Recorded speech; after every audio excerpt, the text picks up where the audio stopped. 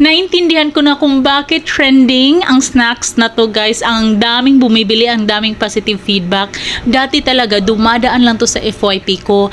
Tapos parang naglalaway ako pero pinipigilan ko yung sarili ko dahil baka nga advertise lang nila, 'di ba? Kung masarap ba talaga or hindi. Kaya nung na-try ko, bumili talaga ako. Nung na-try ko, legit lahat ng flavors masasarap. Yes, masasarap. Tatlo yung flavors na available sa ating cream bar. So, meron yung strawberry, matcha, and chocolate. Yun. Ito yung tatlong flavors. So, kung kumakain ka ng cornetto, yung pinakadulo ng cornetto, yun siya yung cream bar natin.